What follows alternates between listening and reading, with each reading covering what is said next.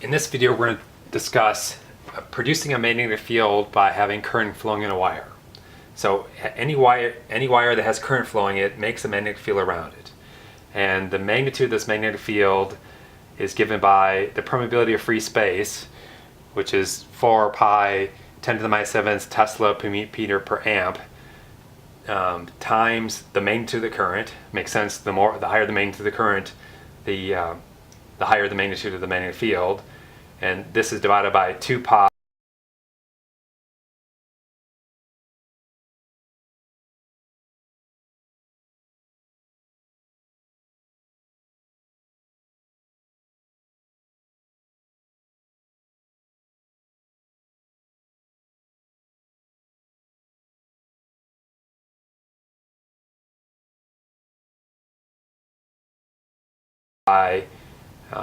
and also divided by the either R or D, depending on how you want to consider it, which is the distance to that wire.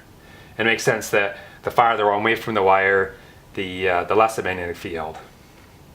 So kind of as the distance goes away from the wire, there's an inverse relationship to the magnitude of the magnetic field, which makes sense. So not only is the magnitude as a directionality, and the directionality is determined using what's called the right-hand rule.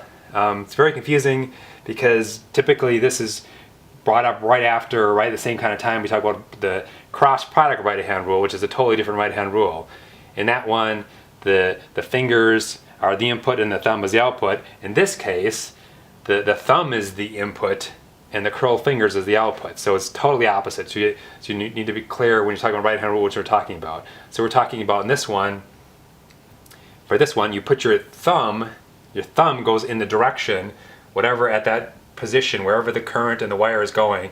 So the positive direction of the current, your thumb's going to point in that direction.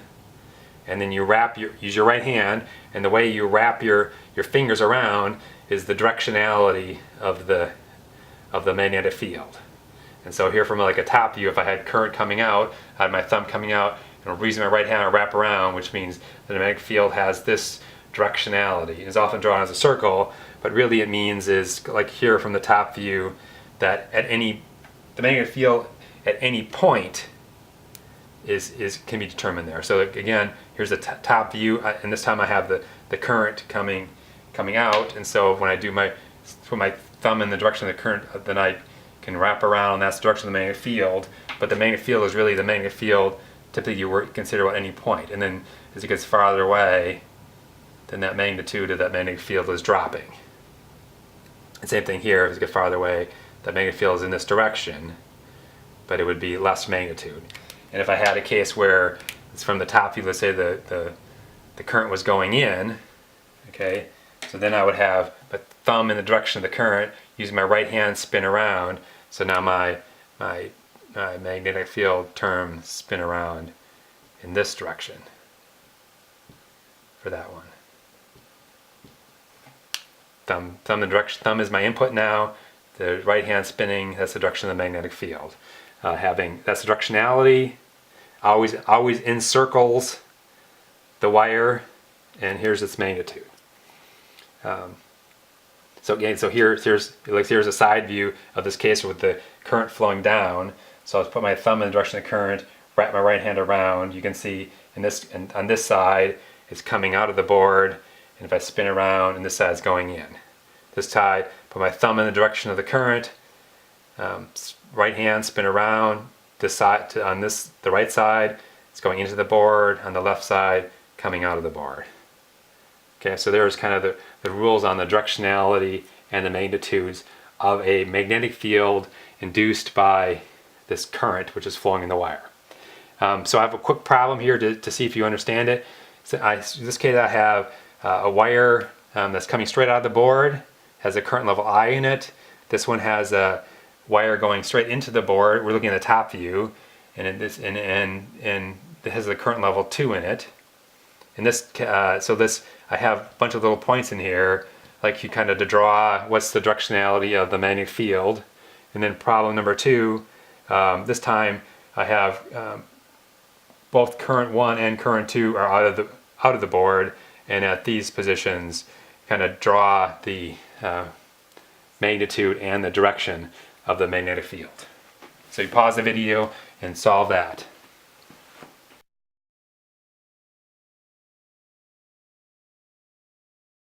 So starting for the first type, we can realize that this problem, we can calculate the component of the magnetic field independently for each one of these and then vectorially add them. So we can find out, for example, at a position here, we can use our right-hand rule. First off, magnitude. Magnitude is always this. So permeability of free space over 2 pi times what's the magnitude in the current of this wire containing I1, and what's the distance that point is away. Okay, so that's its magnitude. And the directionality, right-hand rule, says I is out of the board, using right-hand rule. But the thumb is in the input in this case, spin around. So there's my directionality, which is going to be perpendicular to my distance to that point. So I think about this point right here. There's my distance to that point. Its right-hand rule says the magnetic field from caused by 1, so B1. And now, since we did the vector component from this current, wire with current, let's consider this one. But this one, again, we'll have to consider the distance now. Instead of totally ignore this one, just think about that. And the result is the summation of the two. This one's in the board, so put my thumb in the direction of the board, and so my magnetic field generated from this one will be encircling this wire in this direction, and then its magnitude depends its distance and what's the magnitude of that current. So I'll draw that now. Now that I've considered the magnetic field from the current flowing into the wire, so put my thumb in here in the direction of the current flowing in, so the magnetic field is going to be spinning around this way around I2. So here at this point it's down, and it's then it's coming around here. It's going to be up, up, up, up, and then it's coming vectorially perpendicular to this distance. So consider this point. There's my distance R2 from it, and since I'm going to use my right-hand rule, this one, I'm going to have my beta 2 component vectorially pointing this direction. So at any point, the magnitude of the magnetic field is the vectorial sum of these. And so you can see for this condition, where the orientation here in between them, so this one there's 2 made a magnetic field this direction, 1 coming out also made a magnetic field, so going up in the positive y direction. So these are vectorially summing, and since they're right between them, just in the y direction. Here on the outside, the beta 1 was up and the beta 2 was down. Just the opposite here, the beta 2 was up and the beta 1 was down. So this one, because from this one is the beta 2 here, and from this one the beta 1 was down. And then here you just have to do the vectorial sum for the magnitude.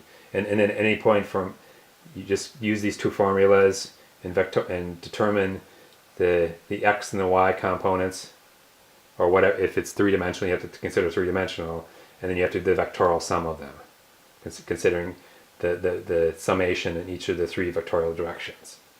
So now let's consider that one.